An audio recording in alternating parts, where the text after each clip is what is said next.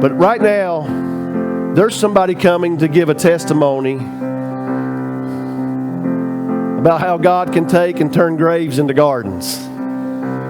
Miss Trena, would you come?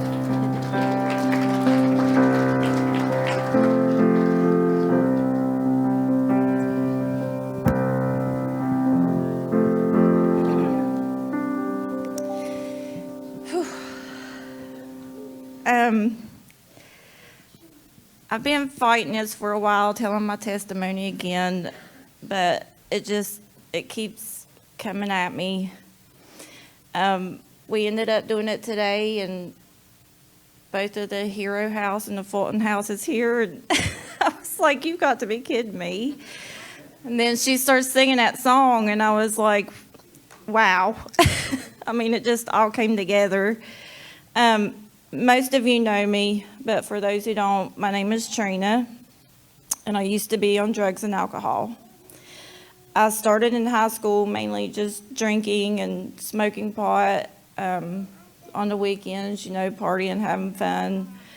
Then I just started taking pills. And I was just taking the pills every now and then, on the weekends. And then it started doing the everyday thing. I'm sorry. Then I started taking them to feel normal, because I was taking a lot, and for people who's on pills, if you don't take them, you're sick. You feel like you have the flu. I mean, it's awful. It's awful. So I would take them mainly just to feel normal. I wasn't even taking them really to get high anymore. And I worked every day. I was what you call a functioning addict. A lot of people didn't even know. I mean, my family didn't know, because I was good at hiding it. I wouldn't, if I would get really high, then I just wouldn't come out. I wouldn't come out of the house. I'd stay at home, or I'd stay with my friends and, get high. This went on for about 15 years, and after about 15 years, it got to the point to where pills weren't good enough. So I started doing meth. And then it was just, it's like it's a demon. I cannot explain meth to you and drugs to you good enough. It is a demon. I mean, it takes over you. You're not the same person. You do things that you wouldn't normally do. I mean, I've done things I'm so ashamed of. I was a liar. I was a cheater. I was a thief. My husband, I mean, he's been with me this whole time, and I don't know how he's done it, because I've done things to him, and I've cheated on him, and, because I did what I had to do to get to the drugs. Whatever I had to do, I did it. If I was laying with the lowest of the low, that's what I did. But, I was doing all that I know now to fill a void in my life. I was trying to fill that hole, I guess I had. And you're also, like, once you get high, you're also chasing your first high. You'll never find it. So you're just always going higher, and you're not finding it.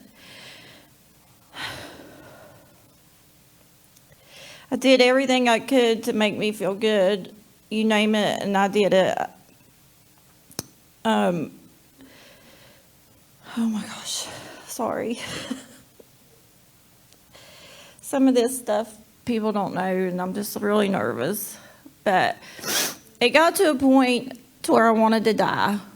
I mean, I would pray every day. God, just let me wreck. I mean, take me out. I was tired of it. I was tired of living. I was tired of disappointing people. I was tired of chasing pills and chasing drugs. And I mean, I was just tired of it all. And I'm talking, I would beg God, let me overdose, let me wreck and die. Just, take me out. I'm tired. So my sister, she told me, she's like, you've done everything else to try to quit. She's like, why don't you try God? And I was like, well, I guess I could try. I've tried everything else.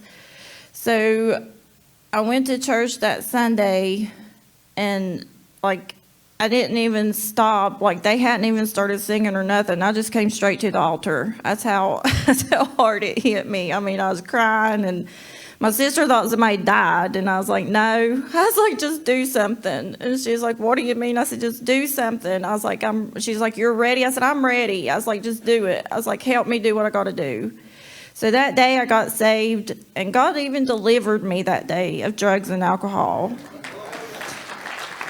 I had no withdrawal, no sickness, no nothing, and I told God I'd do whatever it took to make him happy and to make him, happy with me. So, that went on, and I did some things, and that lasted about 8 years. And this is the part that a lot of people don't know. About a year and a half ago, I was straddling the fence of church. I wasn't coming. I wasn't, going to meetings. I wasn't doing anything. And then COVID hit. And then Davey's mom got sick. I could sit up here and name excuse after excuse, but it's still no excuse. But I relapsed. So, I beat myself up all the time because I went 8 years and relapsed. How can you do that? How is that possible? And, God delivered me, and then I go back on him. I quit going to church, and I just couldn't believe it. But then in November, I decided, I was like, I can't go back down this road. I can't do this again. So I came back to church in November, and I gave my life back to God. So now I've been clean since November. It's hard, and it's hard for recovering addicts. Look at me. I was clean for 8 years, but I still had people in the church contacting me and, checking on me. And, I was just like, whatever, and trying to ignore them. But I realized without God, I couldn't do it. I did it all that time with him by my side and the church by my side. And as soon as I quit going, as soon as I started shoving God out of my life, I relapsed. I went back. And you know what? God's making me understand I've moved on. And it's hard. As you can see, I'm still having a hard time forgiving myself. But I know I can do this, and I know God has great plans for me, and I'm gonna do it. I'm gonna do whatever he wants me to do, and I'm gonna tell my testimony, even though I get nervous and I probably stumble around. But addicts and recovering addicts especially need your prayers. We all need your prayers. It's a struggle. It's a struggle every day. You have to quit hanging out with the friends that you're hanging out with. You're lonely because you have to hang out by yourself. It gets lonely. And, you try to find new friends. You don't know who to trust because you know how you was in the past. You know how your friends was in the past. So you have a hard time trusting people. And, we need prayers to help to stay clean and sober. That's about all I got for now. But thank you so much. I really appreciate it. And we have NA classes on Mondays from 7 to 8. Thank you.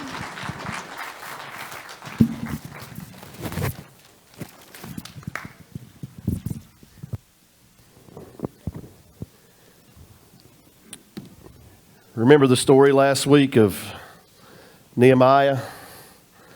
Those old burned down stones, the rubble, the trash that the enemy said, you're going to rebuild with that? I'll take 100 Trenas any day. I'll rebuild with that.